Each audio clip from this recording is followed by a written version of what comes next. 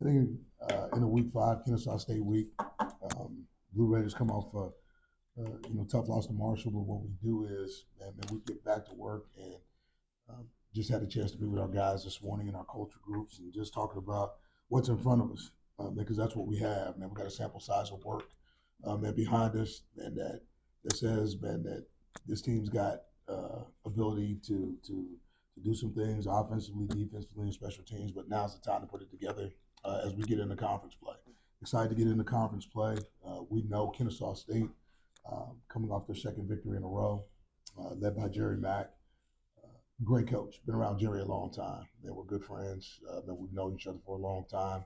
Familiar with this staff, and the staff's going to be familiar with us a little bit. With Mark Mattioli being defense coordinator, we were together at Stanford and at Vanderbilt. So a lot of connections with this group, but it's about players, and they've done a good job when you look at their group of being able to figure out who they are, what they can do. They've been opportunistic over the last 2 weeks. Man, you've seen the balance of run to pass offensively start to show up. Odom, their quarterback, is playing extremely well right now in terms of what he can do. He's running the ball. Their backs are running the ball. Man, they're doing a great job getting it on the perimeter. They cause you problems when they open it up, man, because they've got good speed and they can be explosive, and they use tempo in order to sort of get you off the spot. Defensively, and they play, bracket on third down. You're going to see matchups all across the field. They run to the ball. A hallmark of a Mark Mattioli coach defense is going to be, effort and tackling, because that's what they do. They do a pretty good job of getting hatched to the ball. They're going to populate to the ball, and this is going to be a ball game where offense, defense, and special teams are going to have to match wit with wit, physicality with physicality, and we're going to find ourselves having to play a four-quarter game in Kennesaw. I keep saying that because we still haven't played one. So here we go.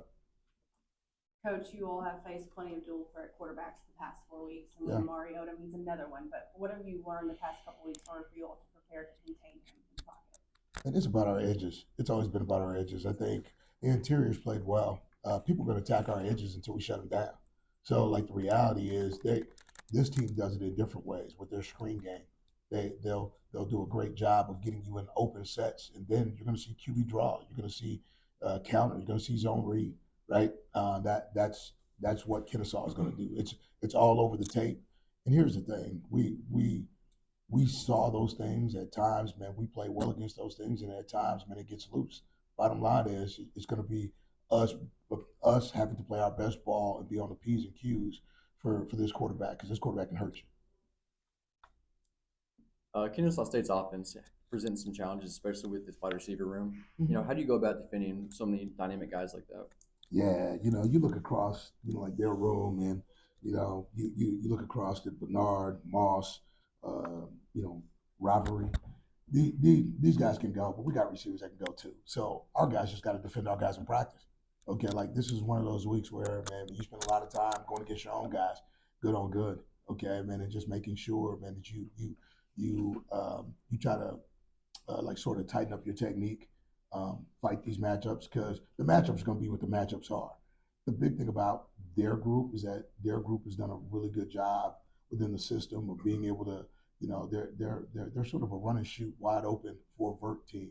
Jerry Mack was at Tennessee with Heupel, so you get a lot of that in their offense, right? So they're going to create some one on ones. So we're going to have to win our one on ones, and we've had some struggles, but at the end of the day, that's the life of a DB. I mean, you got to go out there, you got to line up, you got to win your one on one.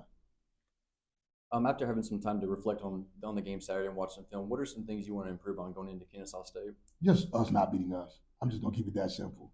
It wasn't really anything that Marshall did to us. I mean, we had opportunities. I mean, like, we make key mistakes. Okay, man, we don't tackle well. Okay, and we don't stay on the field. So, like, that's us beating us. It's not Marshall beating us. So those things, we've had really good times, or really good moments, and we've had moments that we like to have back, but you don't get them back. You just got to learn from them. So for us, in moving forward, I still think it's about playing one quarter at a time, and making sure that there's no lull, there's no letdown. We have to stay on the attack, and if we stay on the attack, we'll be fine. Coach, a bit of a first for you guys this week with the Conference USA availability report for the first time. Mm-hmm. What does kind of the day-to-day of that kind of look like, getting that filled out, and what are your overall thoughts on that addition to Conference USA? Yeah, I think it's about, fairness and wanting to understand, my roster limitations, who's available to you and who's not, who's playing. I mean, I get it. I think some of it is about just fair play, and others may be about the lines, like in betting, right? I mean, let's make no secret about like what it comes down to. I mean, betting is a part of college sports and college athletics, and with that being said, lines get put out midweek, and you'll start to see what that looks like. And Chip wanted me to ask how honest staff Hey, look. I think for the most part, it doesn't help you to be dishonest in that deal. I mean, at the end of the day, I mean, people pretty much know what your day-to-day status, looks like, and if they don't see them on tape, they really don't. They really don't suspect unless you say that when a guy's gonna be a game time decision. They won't know until you get out there. So you sort of prepare, look, see if they show up, they play. If they don't, then you don't worry about it.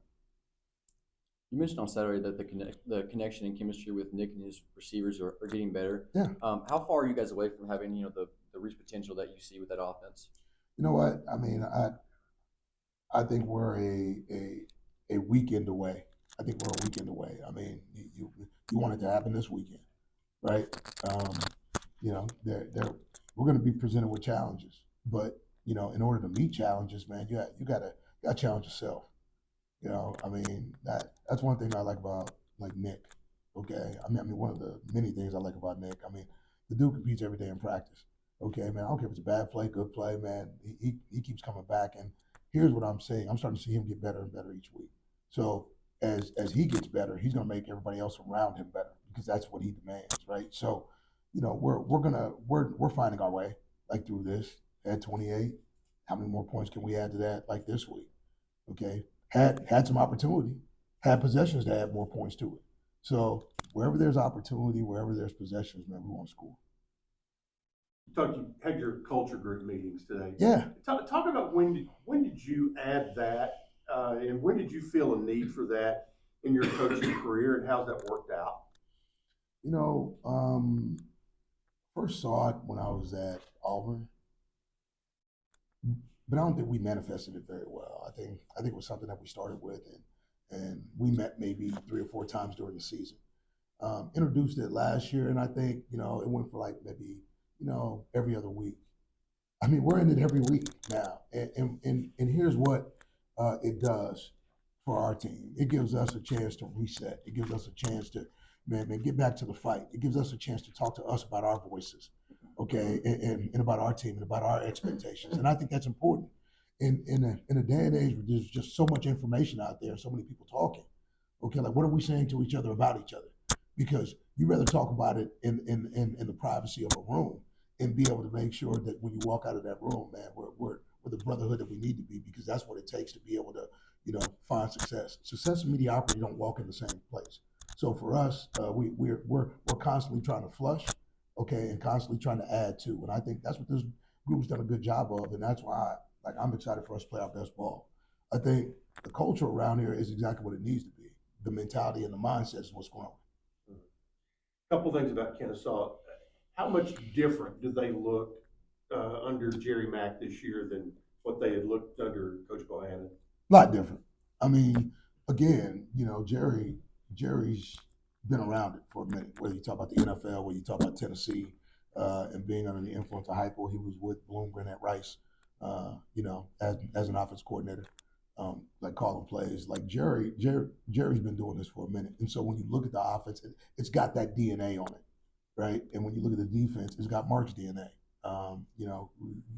It's going to be fast and physical. They're going to run to the ball, right? And they get hatched to the ball, and they're playing hard on special teams. So I think he started, building his culture and moving it towards the direction he wants it to go. Atlanta's pretty fertile, and it's got a huge recruiting base. Sort of like Texas and SMU, right? You don't have to go very far to find talent. Now, man, he's just getting the right type of guys that fit what they do. speaking of guys, and we talked about their offense, but on defense, Barron Hobson Yeah, has been around talk about guys being around the ball. He's hit 35 total tackles. yep, yeah. I mean, he finds the ball. You know, man, what he does. I mean, he plays behind that front. They're active, but the one thing about him, man, he's very instinctive. You know, whether you talk about run stopping, whether you talk about pass drop instincts, whether you talk about his ability to be able to match in coverage, he's what you want linebackers to be, right? He can play the run, he can defend the one-on-one, and he can find himself, you know, getting space in deep zones and underneath zones because Mark plays a fair amount of it, and so he plays with good vision, and he's been a ball hawk for that group. Anything else, Coach? All right, guys, thanks, Coach. Thank you. Let's go Blue. All right, our